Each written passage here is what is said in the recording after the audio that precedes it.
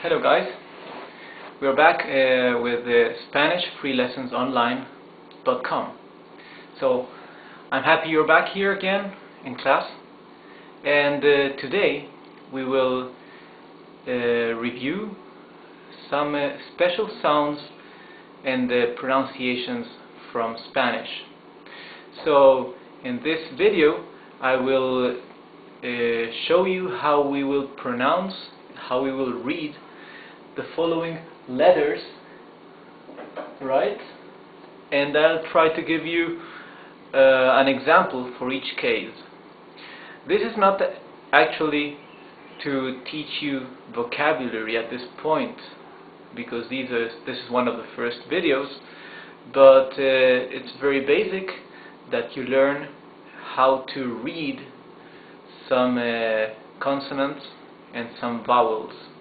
That will give you an idea of how these sounds are pronounced, and later on we will be able to pass to deeper topics. So let me start. I will first show you how each one of these sounds is read or pronounced, and then I'll probably make a second part to this same lesson where I will give you an example for each one of these cases, so you can see it in a more practical way. You can understand what I mean with each pronunciation. So first I will read these, and then I will post video number 2 for this lesson, and I will give you specific examples of words for each one of these examples. Okay? So let's start. We have, where do I have a pen? Here. So we said we have the R in Spanish has a very rough sound. It's R, right? So different from English R that is so smooth. And we have actually two different sounds for the R in Spanish. One is the smoother sound would be R or R. For example, let's say word libro, that means book. Libro. You see, it's a very smooth R compared to the other R, right? So later, my next video, I will give you examples for each one of these sounds. So now let me just mention each one of them. We have smooth R, R, rough R, R. We have the R is rough, R, like that, in two cases. One, when the R is at the beginning of the word. When it's the first letter in the word, it's R. Also, when the R is in the middle of the word, but it is double, like here, double R, it's also R, the rough R. If it's in the middle of the word, but it is not doubled, then it's the smoother R, R. L. This is like English L, L, right? Like same example, book, libro. Double L is pronounced like Y in yo, in I, yes? So, for example, rain, lluvia, would be with double L at the beginning of the word. Lluvia, j, that's double L. In some countries in Latin America, it's pronounced sh. It would be, for example, instead of lluvia, would be lluvia. Never mind. G, when G is before a consonant, it's the hard sound of the G, g, right? For example, gr would be gr, or gm, gm, right? Also, G, when G comes with GU or GA or GO, the G has the same hard sound, would be gu, ga, go. However, if the G is followed by an E or an I, it's he or he. Okay? The more similar sound in English would be the H. However, we don't have the smooth sound of the H in Spanish. We don't have we have a rougher sound, right? So this would be he and he. He, gu, ga, go. Now look at this. Letter G. If we know that letter G with E is he, letter G with I is he. However, if in between the G and the E and the G and the I we add a U, like here, this would be read ge. This would be read gi. Yes? Ge, gi. So this would be ga, gu, go. Ge, gi. So keep in mind this peculiarity of letter G followed with letter U. Ge, gi. And similar to this is the behavior of letter Q. Letter Q is a funny letter in our alphabet, because letter Q, we just use it for followed by U and combined with E and combined with letter I. Yes? Here we read ke, ki. Ke, ki. Ke means the word what. Ke, what. Ki is nothing, but if we add, if we finish the word quien, this means who. Now let's continue with letter Y. Y in Spanish is Y. Y. Y has two possible sounds. When the Y is at the end of a word, or when the Y is just by itself alone, Y is read E.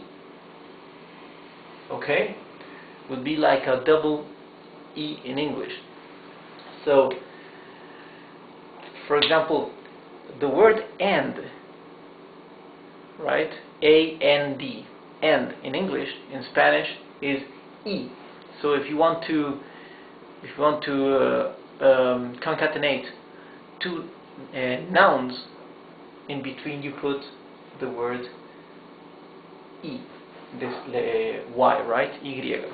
For example, you want to say a book and a pen.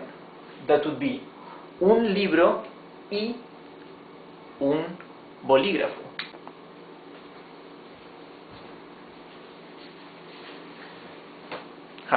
So in the previous video, in part 1, I was telling you that if you want to say a book and a pen, un libro y un bolígrafo, we have to use the word y, like here.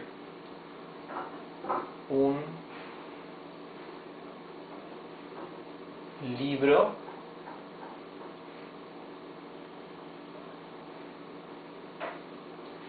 y un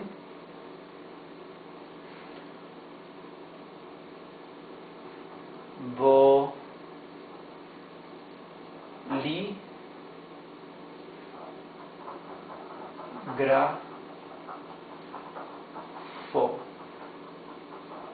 Okay. Un libro. Un libro. This means a book. Y un bolígrafo. This means and a pen. So as you can see, the letter Y, this is a word by itself, okay? That means this is the same as A, N, D in English. So, when this is a word by itself, or when it is the last letter in a word, it is pronounced E. E. However, when it is followed by a vowel in the same word, like here, for example, look, this is yo. You see, it's a different sound. It's not E, it's J. J. It's yo. Yo. Let's see if you can copy, if you can reproduce that sound. Yo. Yo. Yo. Yo is the first person of the singular. It's I. I. Yo. Yo. Yo. Okay? Now, letter W. This is W or W. W or W. Depends on the country. They say it one way or another, but it's the same thing. Never mind. So, W, this is a word that the letter W exists officially in the Spanish alphabet, but it's used exclusively for imported words that come from other languages. For example, show. Okay? There is a Spanish word for show. However, these words that are incorporated into Spanish and are also accepted in Spanish language, they keep the letter Y, like I said, show. Okay? I don't need to explain what this is because it's an English word. Also, whiskey. Okay? Well, you know how to spell whiskey. Whiskey, for decades, for many years, the English word was incorporated into Spanish and accepted by the Real Academia, the official institution of Spanish language, and it kept the letter W. Later on, it was Spanish. It converted the word into something more Spanish. So now there is an official word that I don't like it very much, but it's the official word in Spanish for whiskey. That would be this: whisky. Okay? Later I'll explain to you why letter U has these two dots there. We'll see that in another lesson. So, well, as I was telling you, W is used in Spanish for words that come from other languages. Okay? Now letter C. This is going to be easy for you because the behavior of letter C is similar to that in English. So when letter C is followed by A or by O or by U, it's the hard sound of C. Ka, ko, ku. When letter C is followed by I or by E, it's C, se, si, se.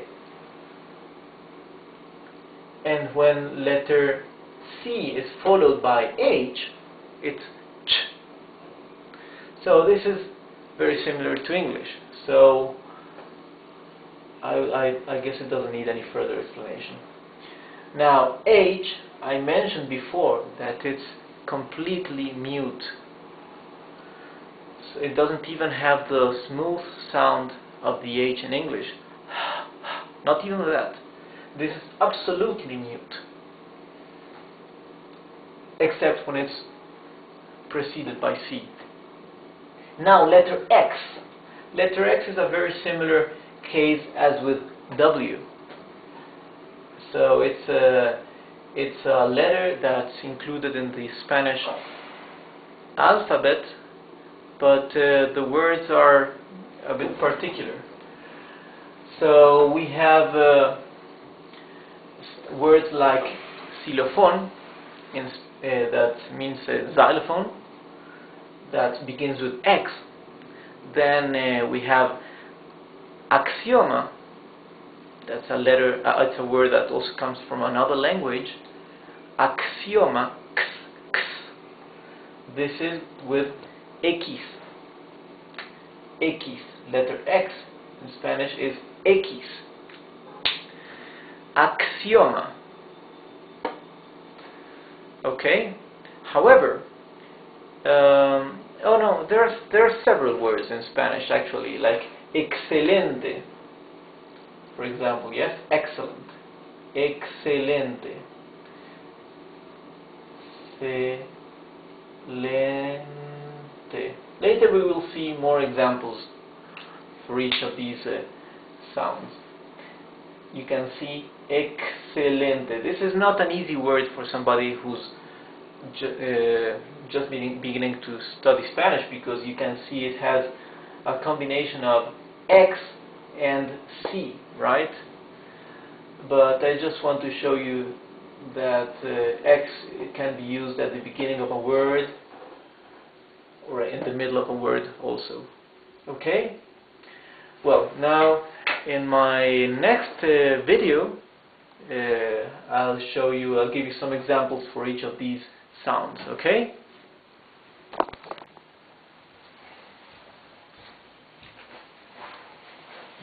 Hi again. In this video we'll be finishing the lesson we had started with reviewing the sounds for each of these letters and how to pronounce them. And here I have written examples for each of these sounds and phonetics that I'm teaching you. So we've seen all these cases in the previous videos: the R's, the L's, the G's, the Q's.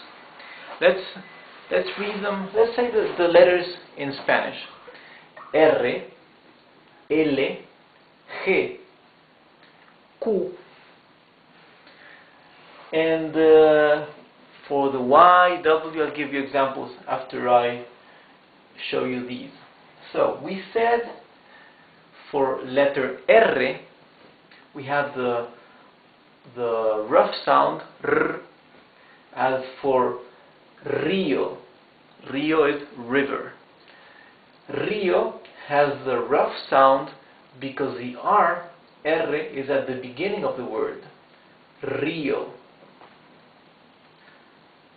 However, if the R is in the middle of the word and is not doubled, it's a smoother sound. Aro. R. You see? It's smoother. Aro. This means ring. Ardilla or ardilla. Ardilla. Ardilla means squirrel. You can see R. It's a smoother sound. Ardilla. It's not ar. It's ardilla. Now, when the R is doubled in the middle of a word, it's the same rough sound as the R at the beginning of the word. So this would be arreglar. Arreglar. Arreglar.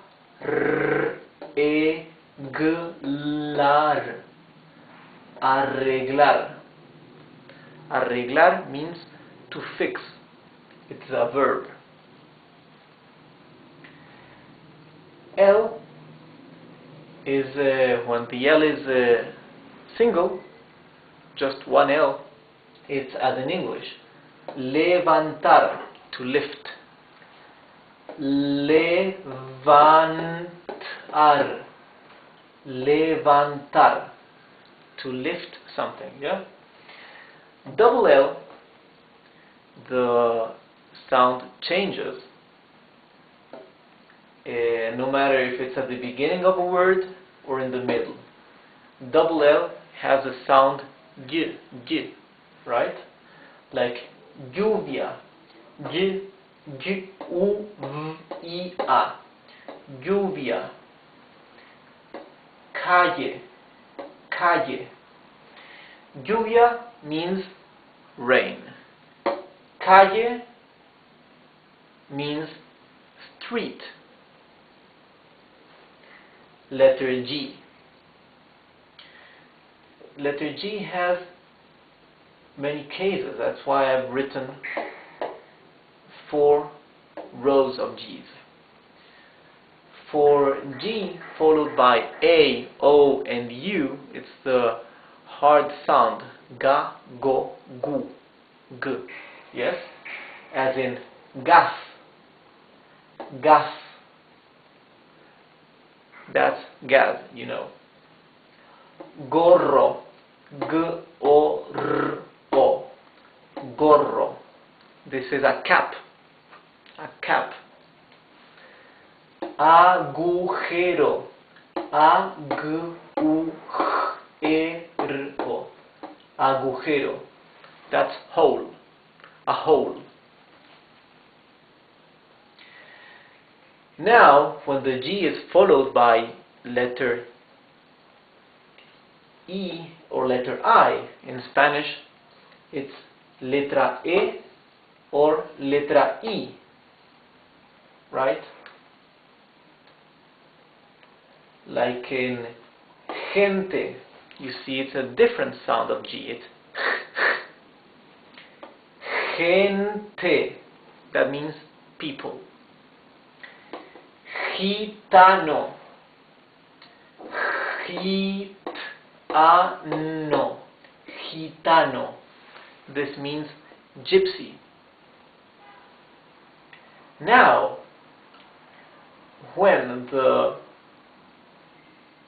G is followed by U, I, or U, E, the U is muted, but the G acquires a harder sound for I and E, right?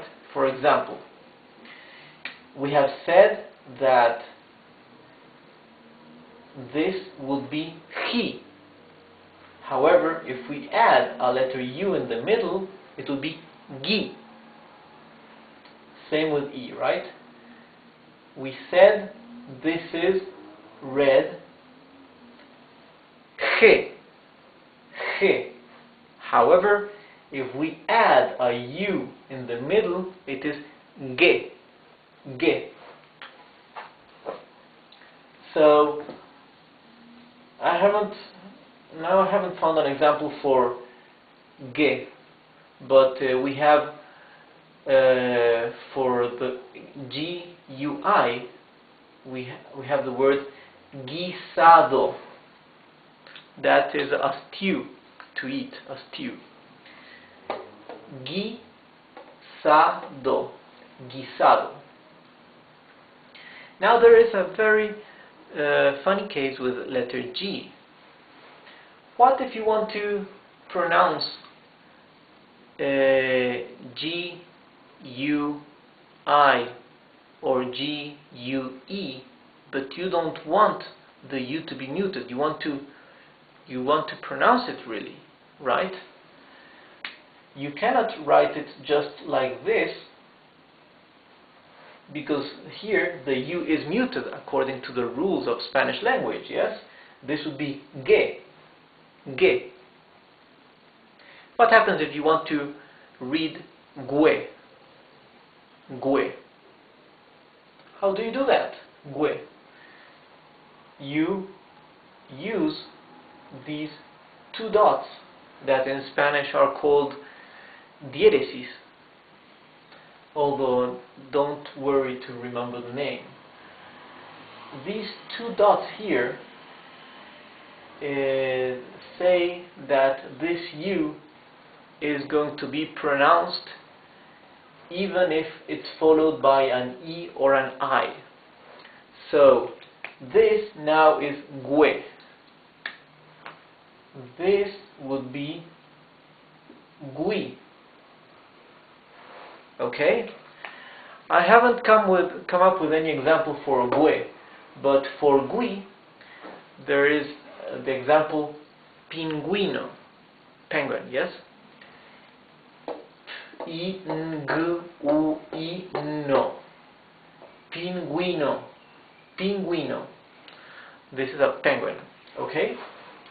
Now, for letter Q, letra Q. Letra Q. We have Q is always used followed by U, E, or U, I. There are no other cases of letter Q. So here is an example for both uses of letter Q. I will spell this in Spanish. Q, U, E. Q, U, I, E, N. So here it says que. Que means what. Here it says quién. Quién. Quién means who. You can see that the U is muted. You don't read this que. You read this que. So, this is que and this is quién. The U has no sound. If you want to read the U, if you want to say, let's suppose we want to say que. Que is not a word, it doesn't exist, but if we want to say the word que and write it down, we will not use Q, we will use C. Okay? Here it says que. Right? Okay, now let me give you an example for letter Y, Y, for letter W, for C, or letter C, for H, or letter H, and for X, or letter X.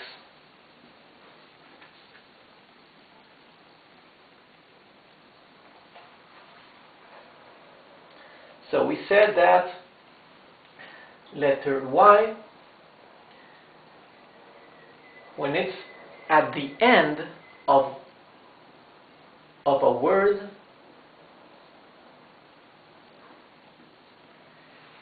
it sounds E, as simple as that, E. Also, when it is a word by itself, it is E. This word E is like the word end in English, A-N-D. Okay? You would say a book and a pen. In Spanish you would say un libro y un bolígrafo. So, letter Y at the end of a word or alone is E. Here it says hoy. Hoy.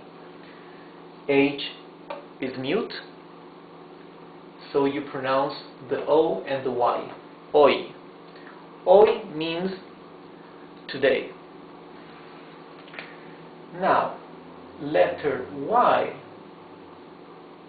when it is followed by a vowel, would be, for example, yo, or cayó. Okay? I'll show you these two examples. When letter Y is followed by any vowel, the sound is y.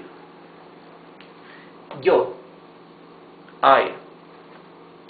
Cayó. Cayó is fell. Something fell. Okay? It's a conjugated word. Verb. Something fell. Cayó. Cayó.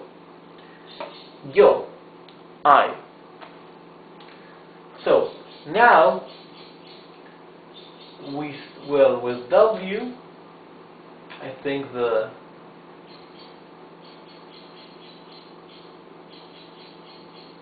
whiskey,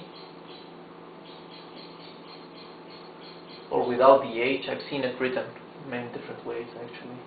This is an English word, right, that has been incorporated into Spanish before Spanish it created its own word for the same thing, whiskey. But for decades this word was used for whiskey. So it kept letter W. So letter W is only used for these cases of imported words, right? There is no native Spanish word that uses W. Same thing with letter K. Okay? Because native Spanish words for the sound K, they use either letter C or letter Q. But letter K is included in the Spanish alphabet because also many imported words that come from other languages, they keep the K. I don't know if perhaps to distinguish them as imported words, but an example for this would be kilometer, right? Kilómetro. Kilómetro has K. Kilogramo. Kilogramo.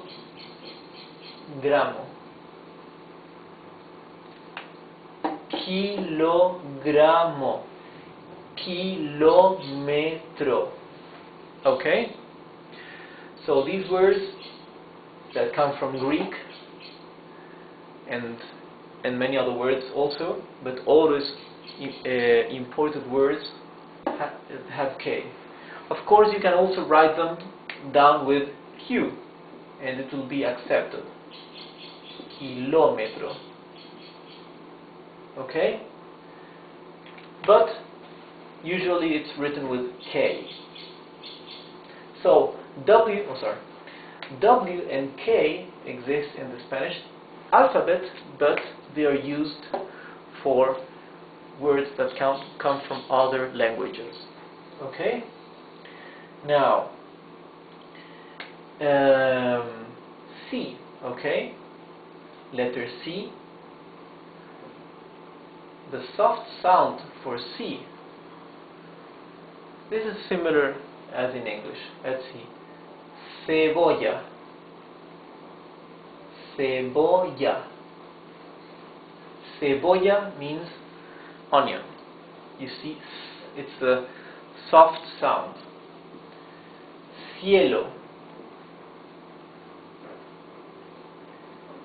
Cielo. Cielo. This means sky. Now the hard sound, k. Let's use the same example we used before. Calle. Calle means street. Calle.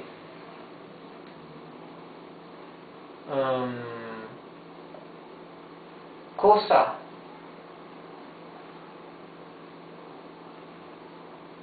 Cosa. Cosa. Cosa means thing. And cubo. Cubo.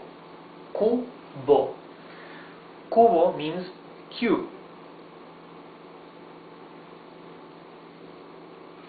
Now let's a case with CH, same as in English, would be chocolate.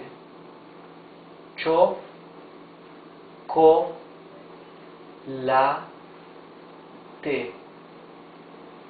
You see how regular Spanish is.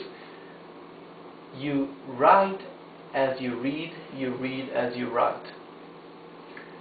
Chocolate. Even the accent in the right syllable, you can always know. Even if you have never heard the word before, if you know the rules of Spanish, you can always know in which syllable the accent is going to be located. Let's see H. H is muted and can be at the beginning or in the middle of a word. At the beginning or in the middle. At the beginning, an example is hoy. Hoy is today. We saw it here. Hoy. Today. In the middle of a word, alcohol.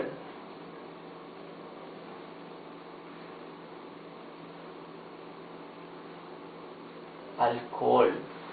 You see, in both cases, the letter H is completely mute. Hoy, today. Alcohol. Alcohol. Alcohol, yes? It's totally mute. And now for letter X. Also another letter it's a letter. So, our last letter is letter X for today. Letra X. X. Letter X is not very used in Spanish, but there are several examples. I mean, it's not one of the most used letters. Let me give you 3 examples. One word would be axioma.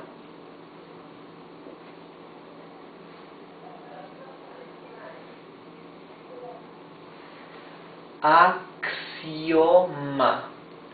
Axiom, yes? Axioma. Axioma. So, the sound of the X is X, X, same as in English. Another word, excelente.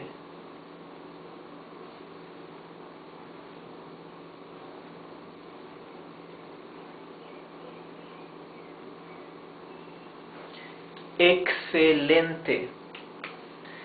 excelente. Okay, this word is difficult because it has a combination of X and C together. Excelente.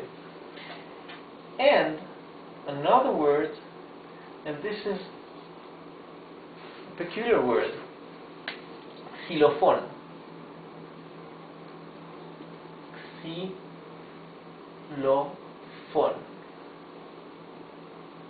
Sorry.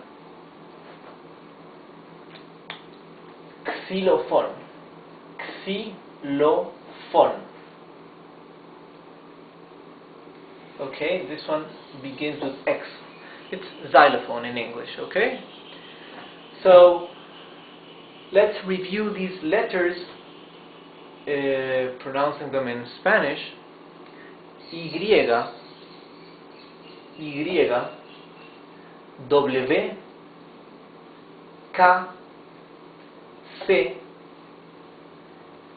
Ch, or CH. The CH is Che. H, X, O, Y, C, A, Y, O, W, I, S, K, E, Y, G, U, I, S, Q, U, I. Okay? Try to do the others. C, E, B, O, L, L, A, C, I, E, L, O. Okay? Double L, you can say L, L or elle, because double L, remember, in Spanish is a letter of itself. Double L is letter elle, elle. So, well, this is enough for today, and well, I hope it was clear enough. So you can watch it again. You can stop it whenever you need to stop if you feel I'm going too fast. You can post any questions or comments in the blog, or go to contact and send me some questions if you have about the course. Later on, I will also post some exercises for you to practice. And if you like the videos, then come back soon to my website, because I will be posting new videos, and also recommend it to your friends if you know anybody wanting to learn some Spanish. Okay? Well, so have a nice day, and I see you. Hi everybody. Today I want to speak a bit more of pronunciation and phonetics in Spanish. I know that many of you are having problems to pronounce some sounds in Spanish, like the R. So today I want to show you some examples so I can repeat them aloud and try to help you through the video, although I cannot see you when you do it, but perhaps it can help you a bit to copy the right pronunciation, okay? Mainly with the letters R and J and G, right? Which have some sounds that are quite different than the English sounds. So the letter R, when we have it at the beginning of a word, and when we have it doubled in the middle of a word, like here, is a rough sound, r, okay? If not, it would be r, r, okay? A smoother sound. And J and G, when followed by I or E, sound okay?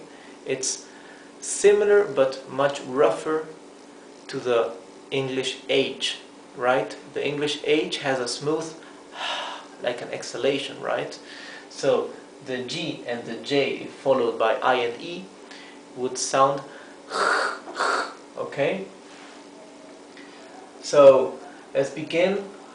To the right I've written the meaning of these words that I want to show you, so we pronounce them together. Rio means river. So I have marked in green where the syllable ends and begins, right? So I have to separate it. Rio. Rio means river. So if you have difficulties to pronounce it, you can pronounce first the first syllable ri and later o. Ri o. Rio. The accent is always where the tilde is, right? This word has a tilde, so we know that the pronunciation is Rio. Okay? This is to laugh. Reír. Reír has two syllables. Re-ir. You can see the difference between the pronunciation of the first R and the last one. R and R. Reír. Reír.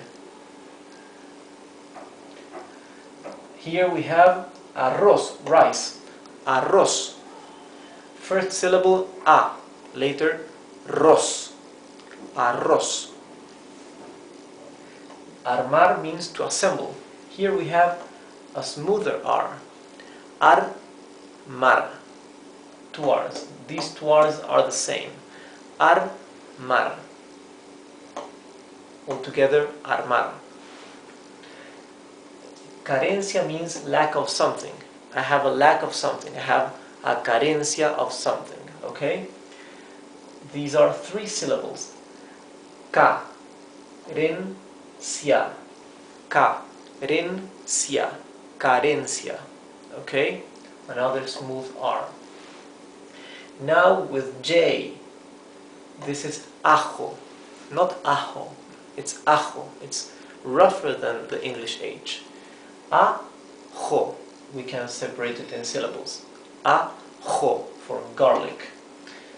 For sunflower we have girasol. Girasol. Girasol. You see, sunflower has mentions the sun, right?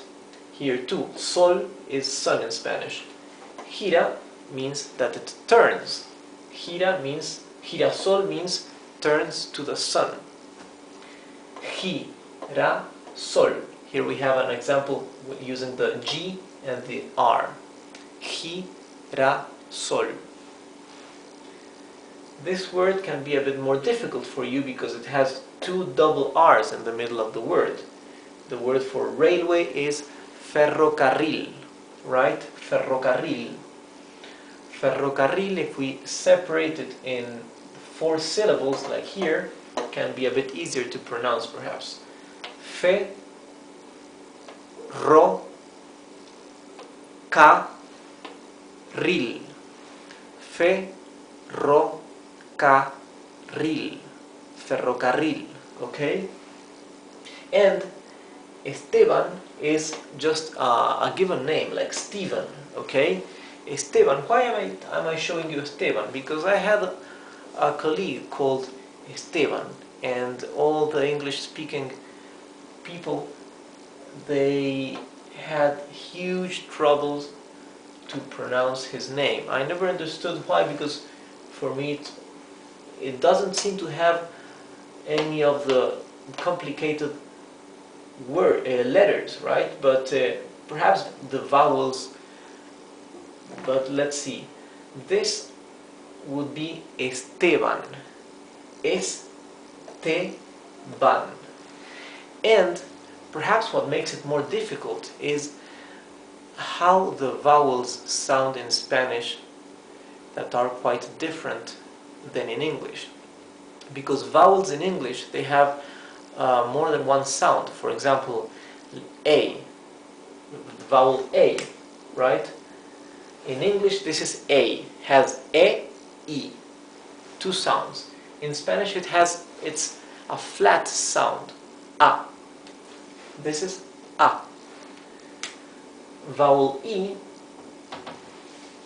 in English has a flat sound, it's E, right? In Spanish it is E. Now, while in Spanish this has a flat name, E, in English it has two sounds. It's I, A-I, right? I. Same thing with O. In Spanish this is O, very flat, O. In English it is O, O-U. And U. In Spanish it is U, right? In English it is U, E-U, right? So perhaps that's the reason why I've seen people struggling to pronounce this word and this name and many other words that are similar, because of the vowels in Spanish need to be flat, totally flat, always. So this is Esteban, Esteban, Esteban, okay? Esteban, not Esteban. For it to be Esteban, it should have a tilde here, and it does not. Like this, it is Esteban, okay? Now, the rules of how and when to use the tildes is something I'll teach you later on. Hi, today I want to continue with some more pronunciation, showing you how some specific letters from the Spanish alphabet are pronounced. In Spanish we have these two letter I's, right? Actually the I and the Y. In Spanish one is called the Latin I and the other one is called the Greek I, right? So I would be I would be I Latina or Latin I. Y is Y or Greek I. Okay? And I want to show you some examples on how each one is pronounced. Ingeniero, okay? Here we can see how the I Latina is pronounced like just I, okay? This is very, very easy. The I Latina is always pronounced I, right? There is no exception. It's always pronounced the same. Ingeniero. Intruso, for intruder. Intruso. Igual. Igual, for the same or equal. Igual. But the Y, right, the Y, has two different pronunciations. So let's see. When the Y or the Y is written at the end of a word or just by itself, like here, it's always pronounced I, the same as the I Latina, as the I. It's always pronounced I when it's at the end or by itself, standing by itself. For example, ay or ouch, right? The Spanish exclamation when you say, when you're hurt or when something pinches you or bites you, it's ay, ay, okay? So this Y is pronounced I, ai, ai. This is a word by itself, means the end, right? A and D, the conjunctive word end. This is pronounced I, simply I. That's all, that's the word. Also, here we can see Y at the end of a word, and it's also pronounced like letter I. So this is read I. Remember that the H is always mute, okay? This is I. So this and this, these two words are pronounced exactly the same, right? In written, we can differentiate them because the verb I here has an H, while the exclamation I has no H, okay? So I means there is or there are, and belongs is a conjugation, a special conjugation of the verb haber, to be, okay? Haber, to be or to have. Actually, it's haber is to have, better. So I here, Y is read like I. Here we have a different pronunciation of the letter Y, okay? When the Y is not at the end of a sentence, at the end of a word, but it's followed by a vowel, okay? Then the letter Y always has this other pronunciation, j, okay? Like here, yo. This is yo, I, okay? Yo. Yema, yema. Yema is yolk, the yolk of an egg, okay? Yema. So here, letter Y is followed by a vowel in the same word, okay? So it's y, yo, yema, yeska. Yeska is tinder, to light a fire, okay? Yeska. Okay, so it's not this E sound. It's not yema, it's yema. It's not yeska, it's yeska. It's not yo, it's yo. Right? In Argentina and Uruguay, those two countries, this case of the Y is pronounced sh. Okay, so this will be sho, shema, and sheska. Right? Similar to the English SH. Okay. Here, another example of the letter Y at the end of a word. Okay, so this is pronounced simply I, like the I latina. Okay, so this is read Uruguay, right? Okay, so these are examples, so you can from now on know how to pronounce the I and the Y, the I latina and the I griega. One more thing before we end this lesson. The letter Y in its second pronunciation, when it's followed by a vowel, many times it confuses many people, even Spanish speakers, because it has the same pronunciation as the double L, okay? So here we have to know that this yema is written with Y and not with double L, because the pronunciation would be the same one, right? However, it's written with Y. Here also, yeska, tinder. Yeska is written with Y, not with double L. Lluvia, for rain, lluvia, is written with double L. It would be pronounced exactly the same if it were written with Y, but this would be wrong. Okay? Same thing as llaves, for keys, okay, or key if we remove the S.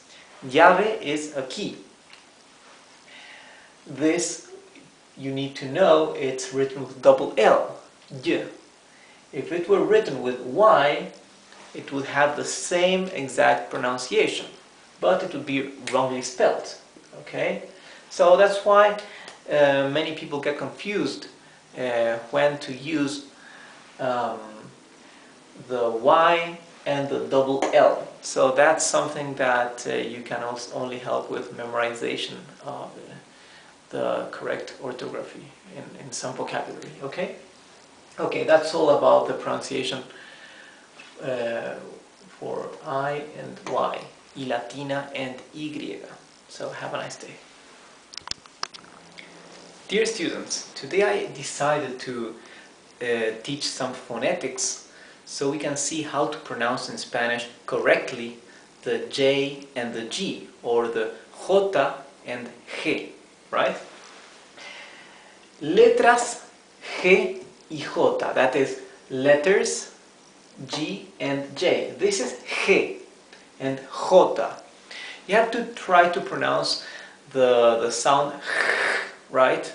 Not the smooth sound of the English H. It's not like an exhalation, but it's more like as if it were scratching from behind the throat, right?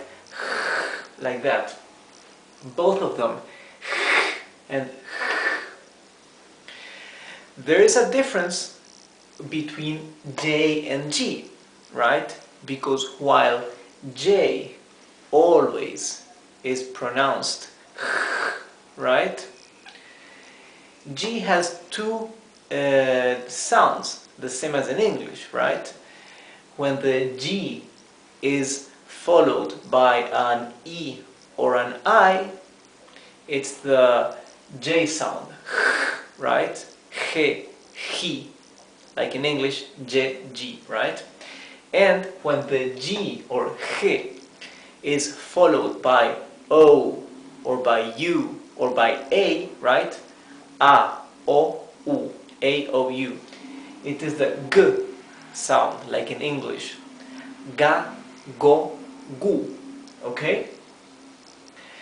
So let's begin with these examples of words that begin with J, with J, right? We have juego, that is game. Un juego, a game. Vamos a jugar un juego. Let's play a game. You see, this is juego, juego. Scratching the throat. It's not the exhalation of the H, the English H. Jugar is to play, the verb. Remember that Spanish verbs always end with R, right? And we have three groups of verbs. Those that end in AR, those that end in ER, and those that end in IR. Okay? This belongs to the group of verbs that end in AR, jugar. And ajedrez. Ajedrez. Chess, the game chess. Okay, these are some examples on with the letter J, J. Here we have some examples with letter G, G, right? Sounding the same as J, right? When it is followed by letter E or by letter I, right? E. Jengibre, that's ginger. You see, here we have the same sound twice with letter G. Jengibre, jengibre. Girasol, this is sunflower.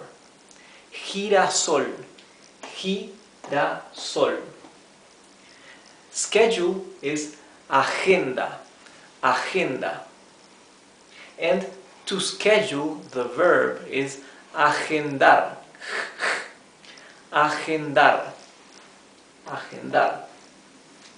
And letter G, as we said, has the sound G if it's followed by A or by O or by U, right? And has one more particularity. If we want to pronounce the G or G sound, right? If we want to pronounce a G sound, but for an I and for an E, we have to write a letter U in between, okay? Like here. So, if we write this, it's G, but I want to say G, right? So I have to use a U in between, and this U here, this letter U, is mute. So this is not gue, this is ge. Same thing here. This is pronounced he, but I want to pronounce gi, right? So I add a U in between, and this is not gui, this is gi. Okay?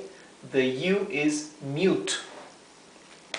So this is guerra or war, guerra. Guiso, for a stew, to eat. Guiso. Then we have gaviota, gaviota. This is seagull, okay?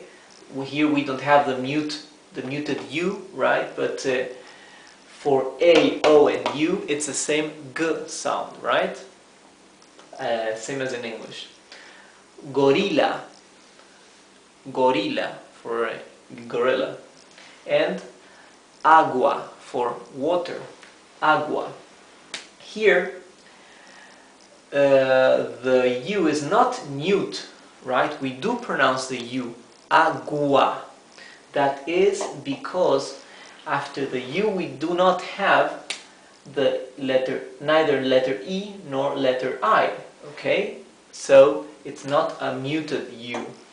This is agua, it's a U like here. The G followed by A or O or U is G. Agua, water. And what happens if we want to pronounce the U followed by an E or an I? For example, we want to pronounce in Spanish gue or gui, right? We cannot hear because the rules specify that this U is muted. This is guerra, guiso, muted U. So we use these two dots here on top of the U that in Spanish is called diéresis. Diéresis. Diéresis is the name for these two dots on top of letter U in Spanish, and the diéresis is only exclusively used for the letter U in this case, right? We do not have the diéresis, the two dots on top of other vowels like German, for example, that has the umlaut on the A or the O or the U, okay? And how do we use this? Here we have two examples. For example, pinguino, a penguin, yes? Pinguino, here we have U and I, okay? Pinguino, and the U is not muted. If we omit the diéresis, the two dots, this would be pinguino, right? We would be not pronouncing the letter U. But we do want to pronounce it, we want to say pinguino. So we add these two dots. Same for ungüento. Ungüento means ointment. Ungüento, as you can see, we are pronouncing clearly the letter U because it has the 2 points, the diéresis. Ungüento. If we omitted these two dots, this would be ungento. We would be muting the letter U. Okay, so we have many more words with all these cases, but this is enough for you to see how to pronounce the G and the J in all the cases. Letter J is very easy because J always pronounces right, like as if you were scratching your throat. Okay, and okay, so here that's all for these two letters. We will probably see some more Spanish letters that may be a bit difficult for pronunciation in English. Okay, so this is the end for today's lesson. Have a nice day. So here, our last sentence, we can say son las 4 de la madrugada, or we can also say son las 4 de la mañana. Both sentences mean the same thing. It is 4 o'clock in the morning. Okay, let's translate this word by word.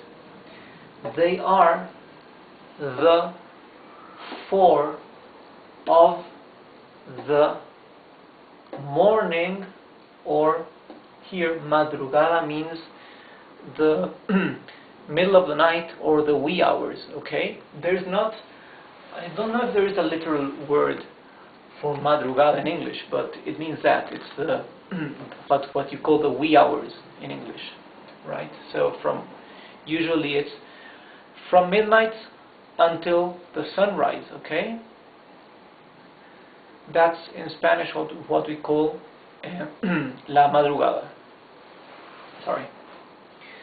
So son las 4 de la madrugada, of the wee hours, or you can also say of 4 in the morning, 4 de la mañana. However, madrugada is a very frequently used word when you refer to these hours in the morning before the sunrise, okay, the wee hours. So here I drew this, I don't know if to call it drawing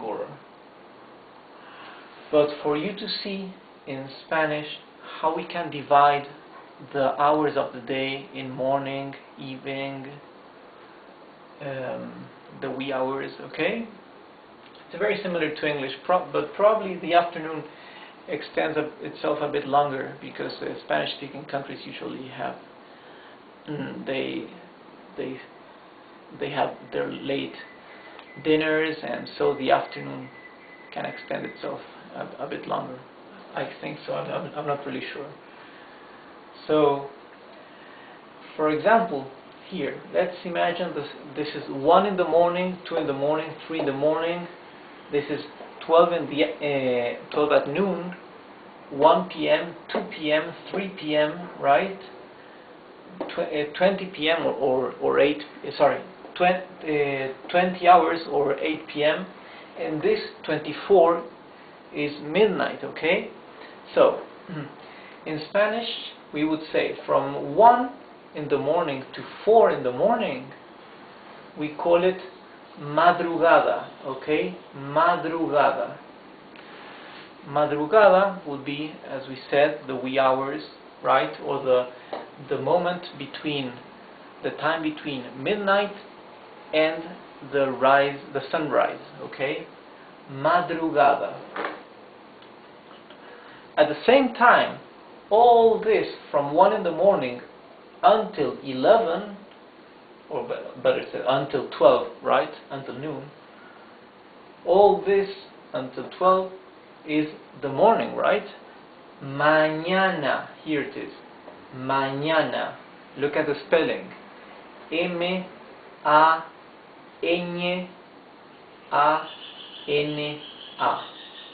Ñ is this N with a wave on top, yes? Then 12 at noon is mediodía, midday or noon. Mediodía. The spelling is M-E-D-I-O-D-I-A.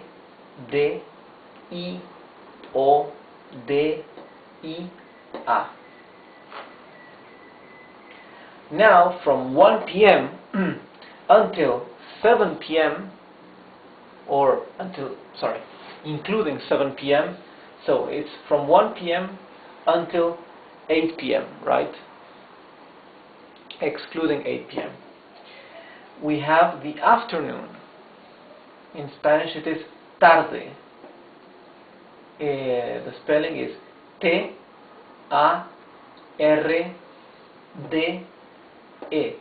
tarde. And from 20 hours or 8 p.m. until midnight, we call it noche. Noche. N-O-C-E, right? Che is the letter formed by CH. That in Spanish, it's a letter of, by itself. Or you can just split it in CH. You can say N-O-C-H-E, noche. The word noche stands for evening and for night. Okay? We use noche for both evening and night.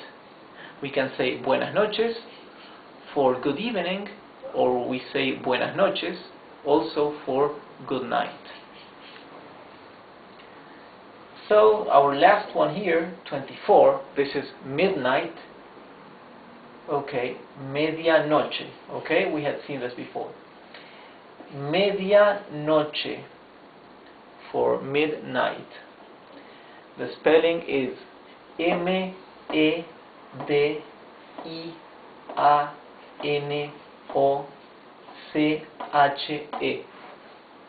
Medianoche. Okay, this is all for today's lesson. Next lesson we will see how to tell the time in fractions with a quarter past, half past. Okay, so it's going to be more real, so you can be prepared for telling the time in Spanish for whatever time it is. Okay, so I see you later. Bye.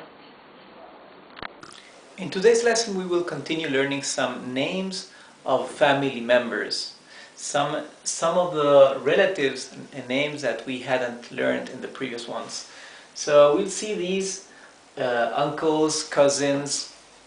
So let's begin. In our next lesson I will show you some sentences so we can use all these new words, and that way we will be able to remember and register them in our minds. Also, when we do sentences, I expect that by repetition and seeing and reading sentences, you will start getting used to the mechanics and the structure of the Spanish language. Okay, let's begin.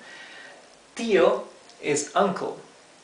You will notice that in Spanish, for the male and the female in the same hierarchy of a family member or a relative, we just change the O to an A for the male or the female.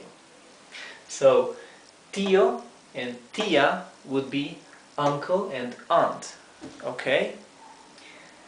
And tíos, we take the masculine and we add an S, and then we have the plural, but indistinctly of a male and female. For example, my tíos, right? When I say tíos, I refer to my aunt and my uncle. Okay, so the word tíos, although it is masculine and is a plural for the word tío, uncle, it also stands for my uncle and my aunt. Okay, my aunt.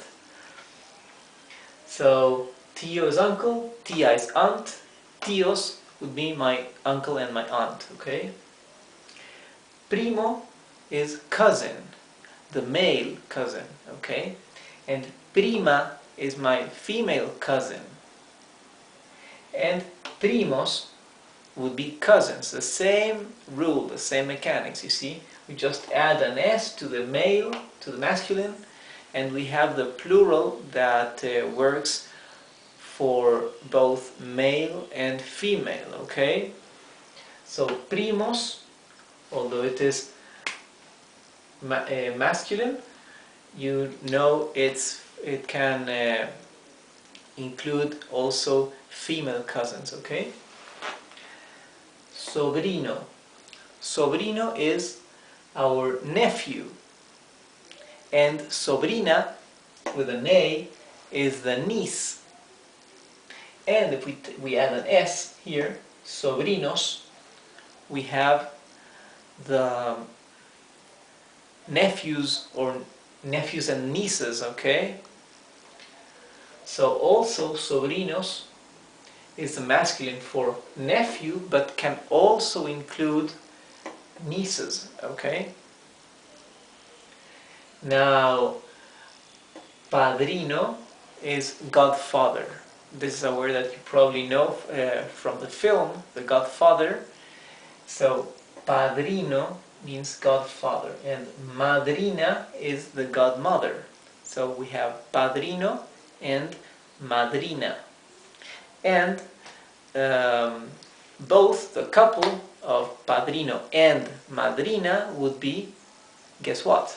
Padrinos. We just add an S here to padrino and we have padrinos, the plural, that would include godfather and godmother, right? And the godson, or I don't know if you call it like that in English, but the godson or goddaughter would be ahijado or ahijada, ending with A, right? So the godson would be the ahijado, ending in O, and the goddaughter would be ahijada, ending in A. Notice the H here, right? That is mute, ahijado. Okay, so these are some few names of relatives more, and in our next lesson I will show you some sentences where we can start using these new words, right? And you can see also the structure and the building of Spanish sentences. Hello, this is our 34th lesson, our 34th Spanish video, and now we will see some examples using the Spanish prepositions we learned in our previous lesson, right? In the 33rd lesson we learned these prepositions. Now we'll use them to form a sentence, okay? I just left the meaning, the English meaning there to make it just to make it simpler for you to remember what each of these prepositions mean. So let's begin with arriba, okay? Up. Yo vivo en el piso de arriba. This means I live in the floor of up. That would be I live in the upper floor. Okay? And as we always say, since the Spanish verbs are conjugated and already imply the pronoun, the person, right?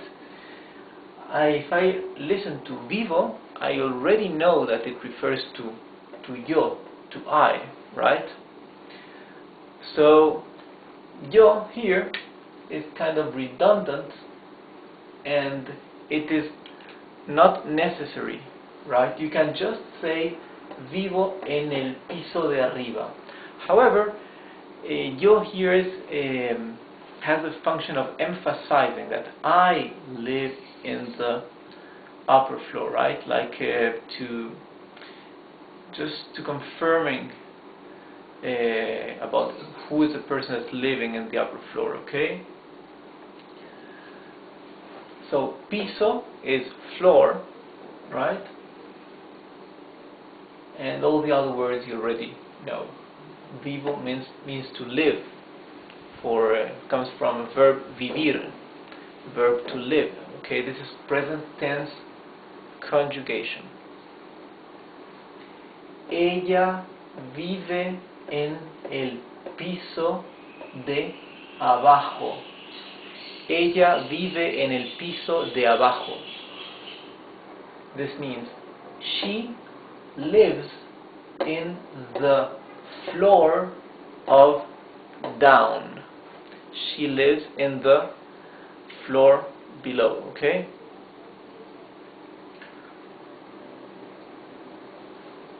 Also, vive, it comes from vivir, right? It's also present tense of verb vivir, to live, but here it's conjugated for the third person of the singular, while here it's conjugated for the first person of the singular, for I, yo, okay?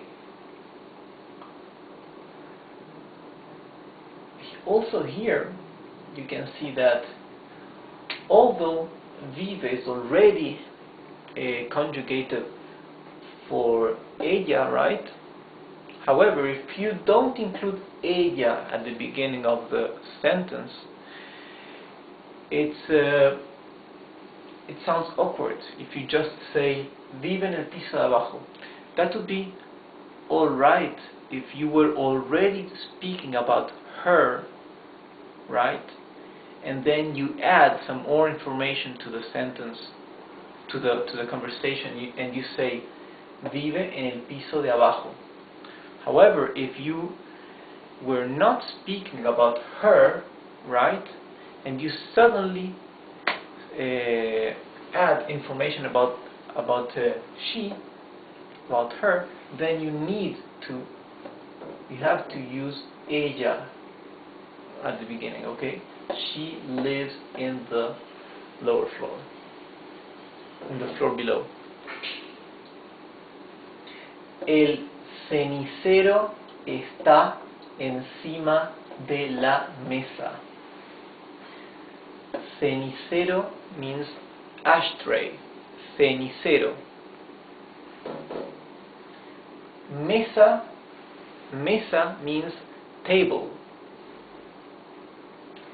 Está. We've seen that before when we conjugated the verb estar, to be, okay? Está is conjugation of verb to be in the present tense. El cenicero está encima de la mesa. The ashtray is on the table. This will be on the table. You see, you have to use encima de, right? That's how you use it. Same as debajo. Debajo de means under something or on something. And this is the table. Los zapatos están debajo de la cama. This means the shoes are under the bed. Okay? The shoes are under the bed. Los zapatos están debajo de la cama. Los vasos están al lado de los platos. Vasos is the plural of vaso, that is glass, right? A drinking glass. Vasos means glasses. Platos is a plural for plato, a masculine word that means plate, right? So platos is plates in plural. Los vasos están al lado de los platos means the glasses are beside the plates, okay? Also, al lado you use it with the word de. That's of. De means of. So this literally word by word would mean the glasses are, okay, beside of the plates, okay, and this would be under of the bed, on of the bed, right? That's Spanish structure for the usage of these prepositions. Él vive enfrente. Él vive enfrente. This means he lives in front, right? Like implying or suggesting he lives in the house in front. Las copas están detrás de los vasos. Copas means cups, drinking cups, right? Like wine cups. Wine glass. A wine glass or a champagne glass. Okay. Not cup, because cup would be taza in Spanish. So this would be like a wine glass or champagne glass or one of that kind of glass. Vasos means glasses, you know, for drinking water. Las copas están detrás de los vasos.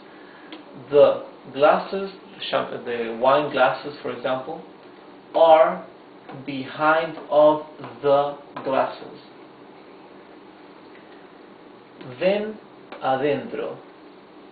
Come inside. Ven adentro means come inside. And here we are seeing for the first time an example of a verb conjugated in the imperative tense. Okay?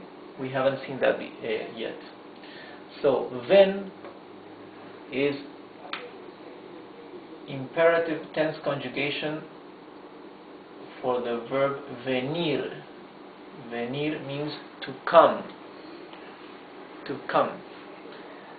Ven is a conjugation in imperative tense for the second person of the. Hi there. Today in our lesson we will learn how to assemble the future tense in Spanish, right?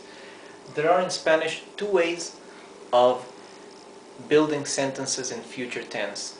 One is the typical way in Spanish where every verb has its own conjugation into present tense, right? And in Spanish it's complicated if you compare it with English, because every pronoun has for each verb one different conjugation. So it will be easier if we study the more simple form of future tense in Spanish, that is similar to the way it is in English, right? In English there is an auxiliary verb that is to will, right? So when we want to say the future in English, we say I will go, right? So we say the subject I, then we say the auxiliary verb will, and then the verb in infinitive, right? In this case, go or eat or whatever, right? I will eat, I will go, I will travel, okay? So we will use a form of future that is very similar or the same as the future in English, okay? And instead of using, as in English we use the verb to will as the auxiliary verb, in Spanish we would use the verb ir. Ir is the verb to go, okay? So ir means to go, but it's also an auxiliary verb for forming the future tense. So which is a structure for building a future tense sentence? It will be I, right, the subject, plus the verb ir, or to go, conjugated for the subject, right, and in present tense. Then we'll go a means to. And finally the verb in infinitive, right, the verb you choose, whether verb to go, if you want to say I will go, or the verb to eat, if you say I will eat, right? So we have to begin by learning how to conjugate the verb ir, which will be our auxiliary verb, into the present tense, okay? Because we will need to say the verb ir in present tense, and then a, and then the verb in infinitive. So let's begin. Verb ir, or to go, in present tense. Yo voy. Tú vas. Él va, or ella va. Nosotros vamos. Vosotros vais. Ustedes van. Ellos van. Let me repeat again. Vosotros and ustedes are synonyms, only that vosotros vais is how you speak in Spain. Ustedes van is how you speak in Latin America, and both ways are correct, academically correct, only that in one part of the world they use one way, in the other part of the world they use the other way, okay? So these two are synonyms. This means you plural. However, ustedes conjugates like ellos, you see? Ellos van, ustedes van. The conjugation between ustedes and ellos is always the same. Okay, so this means I go, you go, he goes or she goes. We go, you go, they go. Okay?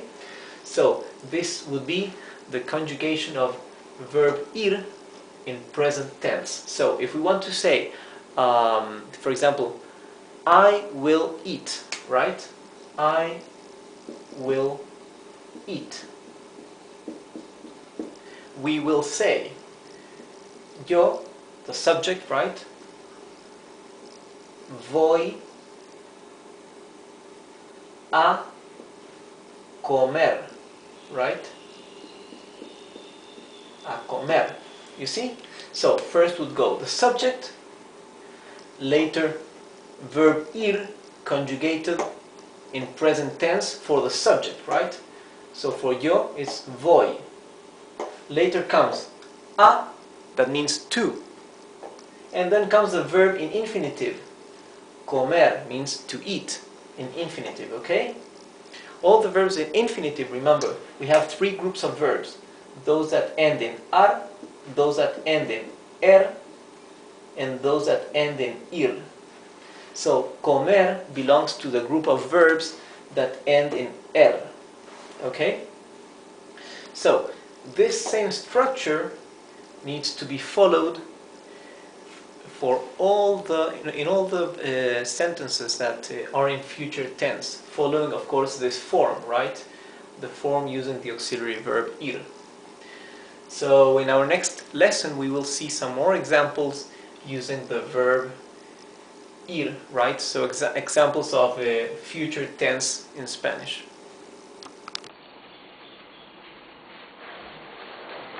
Hi, welcome back to www.spanishfreelessonsonline.com. This is our 19th lesson, and in this video we will learn how to say the time in Spanish. So we will divide this lesson in 2 or 3 parts, right? And here in this one we will just learn how to say the time in o'clock time, okay? No fractions, no half past, no 1/4 no 1/4 past. That will leave for next lesson. So when we ask what's the time, the most common way in Spanish is to say ¿qué hora es? Here, ¿qué hora es? This word by word literally means what time it is. Es is a verb to be conjugated for the third person of the singular, for it, he, she, or it. So this word already includes two words in one. It means it is. Okay? So, ¿qué hora es? Now, if we want to say it is 9 in the morning, we will say son las 9 de la mañana. This literally means it is, or better, they are the 9 of the morning. You see, in Spanish, here when you say the time, if it is more than one, you don't say it is, you say they are. So here, instead of using the word es for it is, you use the word son for they are. Son las 9 de la mañana. And this is also curious, because you see that even the number 9 has an article here, right? Las. Las is a feminine plural article, right? 9. Why do we use a feminine? Actually, the number is not feminine, but it refers to hora. Hora is feminine. Actually, this would mean son las 9 horas de la mañana. But we never say the full sentence. We just say son las 9 or son las 8 or 8 o'clock. Okay? So, as we said, they are the 9 of the morning. Son las 9 de la mañana.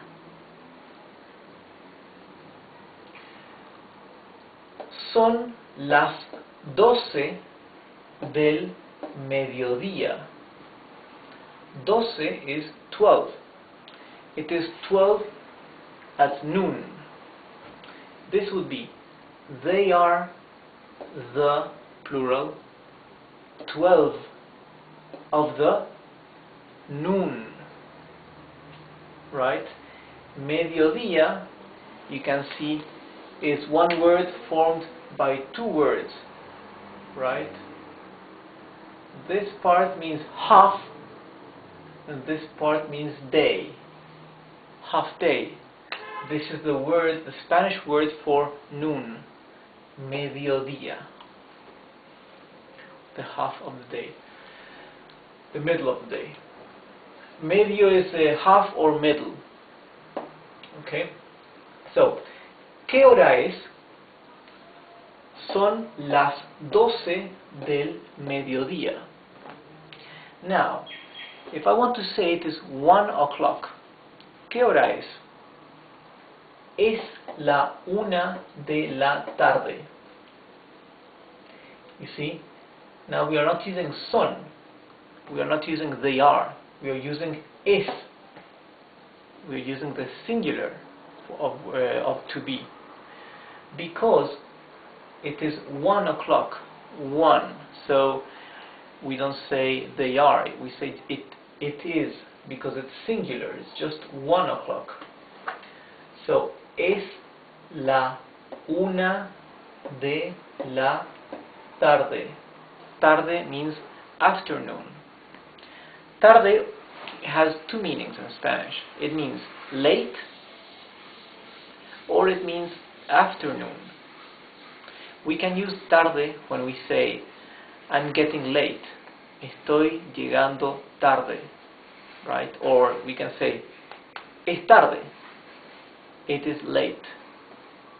However, if we say es de tarde, we are saying it is afternoon. So here we are saying it is 1 o'clock in the afternoon. Es la 1 de la tarde. Here we say it is 5 in the afternoon. Son las 5 de la tarde. You see, now since 5 is plural, unlike 1, we are using son las instead of es la. Okay? Son las 5 de la tarde. Now, for 8 o'clock in the evening, we will say son las 8 de la noche. Son las 8 de la noche. That's how we would say it in normal speed. Son las 8 de la noche. Son las 8 de la noche. Here we simply say, to say it's midnight, we can simply say es medianoche. Again, as in mediodía, to say it's the middle of the day, for midnight is the same as in English, right? Means media, middle, noche, for night. Middle night or half night, okay? Es medianoche. It is midnight. You can also say son las 12 de la noche. It is 12 at night. Son las 12 de la noche. 12 at night. Or simply, same as in English, you can just say son las 12 and that's all. You don't need to say it's 5 in the afternoon. You can say simply it is 5 in Spanish too. You can say son las 9 or son las 12. ¿Qué hora es? What's the time? ¿Qué hora es? Son las 5. Es la 1. ¿Qué hora es? Son las 4. Okay? But if we want to say, to specify, it's 4 in the afternoon, it's 10 in the evening, that in Spanish that's more common and more frequent than it is in English, okay? So we can say here, if we want to say it's 4 in the morning, we can say son las 4 de la madrugada. Okay? Or you can also say son las 4 de la mañana. Or you can say almost all the boys, almost all the girls, right? In Spanish that would be casi todos. Casi means almost. C-A-S-I. You would say casi todos los niños for almost all the boys. Casi todas las niñas, almost all the girls. Okay? So try to study and review how the articles work and are used in Spanish, and try to use some other examples and try to remember how to make sentences using these two kinds of articles mainly, right? Specific and inspecific, and well, or determined or indeterminate. It depends how you, I don't know which is the word in English for that. And so, well, this is the end of the lesson, and I see you next time in our 16th lesson of Spanish. Okay, goodbye.